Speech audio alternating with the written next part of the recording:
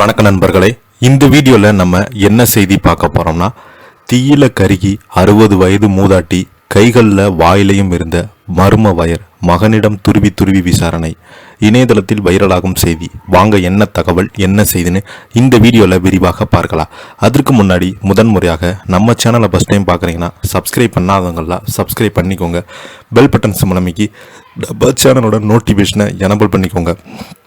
நாங்கள் போடுற வீடியோ எல்லாமே உங்களுக்கு உடனுக்குடனே வந்து சேரும். வாங்க என்ன தகவல்னு இந்த வீடியோவில் பார்க்கலாம்.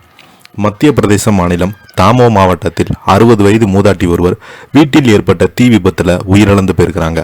ஆனால் அவரது உடல் மீட்கப்பட்ட போது கைகள்லையும் வாயிலையும் கட்டப்பட்டிருந்தது. இது கொலையாக இருக்கலாம் என போலீசார் சந்தேகித்து வராங்க. தாமோ மாவட்டத்தின் சக்ரி கிராமத்தில் வசித்து வந்தவர் தான் ஹல்லி டபாய். 60 வயது இவரது கணவர் 30 ஆண்டுகளுக்கு முன்பே இறந்துட்டாரு. ஹல்லிபாய் தனது மகன் சந்தோஷுடன் வசித்து வந்திருக்கிறாரு.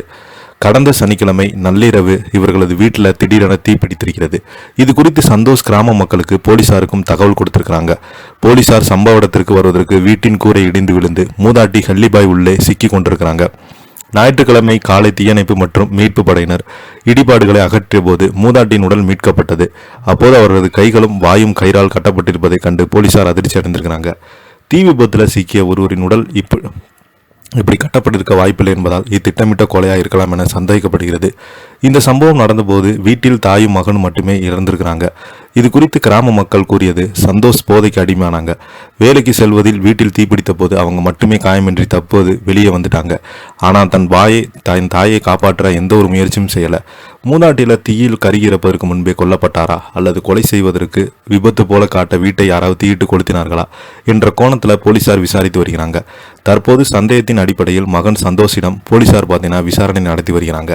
இப்போ பார்த்தீங்கன்னா இந்த உத்தரப்பிரதேசத்தில் இந்த சம்பவம் அதிர்ச்சியை ஏற்படுத்தியிருக்கிறது. இதை பற்றி நீங்கள் என்னென்ன கீழே உள்ள கமெண்ட் பாக்ஸில் மறக்காமல் பதிவிடுங்க. இந்த வீடியோ உங்களுக்கு பிடிச்சிருந்தா லைக் பண்ணுங்கள், ஷேர் பண்ணுங்கள், கமெண்ட் பண்ணுங்கள். நன்றி, வணக்கம்.